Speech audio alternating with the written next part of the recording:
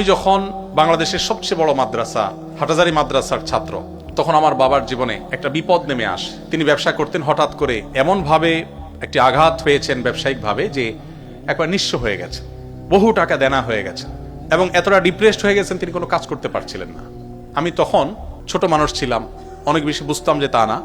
আল্লাহ তাআলা common sense দিয়েছেন, সেটা দিয়ে আমি চিন্তা করলাম সবাই হাটহাজারী মাদ্রাসা ভর্তি হওয়ার জন্য স্ট্রাগল করে, বড় মাদ্রাসা ভর্তি হওয়ার জন্য চেষ্টা করে। আমি অলরেডি সেখানে অ্যাডমিট আছি, ভর্তি আছি। আমি তখন সিদ্ধান্ত চেঞ্জ করে সেই মাদ্রাসা ছেড়ে যশোরের একটা মফস্বলের মাদ্রাসায়, অর্থাৎ জেলা পর্যায়ে একটা মাদ্রাসা দরনেমাসে গিয়ে ভর্তি হলাম, যেটা সাধারণত কেউ করবে না, সেটা করলাম। অর্থাৎ ঢাকা ইউনিভার্সিটি ছেড়ে জেলা পর্যায়ের কোনো একটা কলেজে যা ভর্তি হলাম, এরকম একটা পর্যায়ে ভর্তি হয়ে যশোর যুব প্রশিক্ষণ কেন্দ্র এখনো আছে, সেখানে আমি ইমামতির দায়িত্ব নিলাম। ৬০০ টাকা মাসে বেতন আমার। এই টাকা প্রতি মাসে বাবার হাতে তুলে দিতাম। একটা বাইসাইকেল সেখানকার একজন সিনিয়র ইনস্ট্রাক্টর ছিলেন জামালপুরের, তিনি আমাকে কিনে দিলেন মাদ্রাসা আসা যাওয়ার জন্য। ওখানে ৫ ওয়াক্ত ইমামতি করি, মানুষকে কোরআন শরীফ পড়াই এবং এর মধ্য দিয়ে আমি আমার পড়াশোনা চালাই। আবার মাঝে বাবার সংসার চলার জন্য মাসে ৬০০ টাকা দিই। আমার মনে পড়ে ৪ বছর আমি ইমামতি করেছি, এই ৪ বছরে ৪৮ মাসে কখনো ৬০০ টাকা থেকে ৬ টাকা আমি কেটে রাখি নাই। ৬০০ টাকার সম্পূর্ণটুকু বাবার সংসারে দিয়েছি।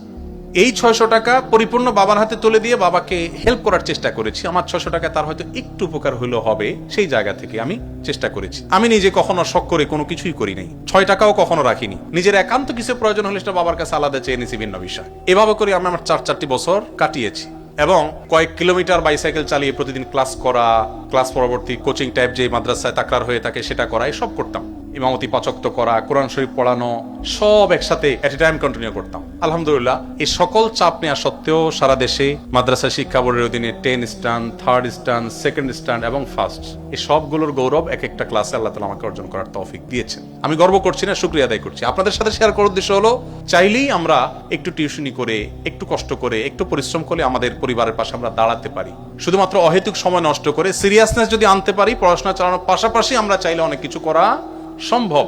আজকাল আমাদের তরুণদের মধ্যে এই প্রচেষ্টাটার প্রচন্ড ঘাটতি দেখা যায়, তারা এই চেষ্টা করতে রাজি না। আপনি যদি চেষ্টা করেন, আমার মনে হয় আপনার সমন্বয় করা কঠিন হবে না।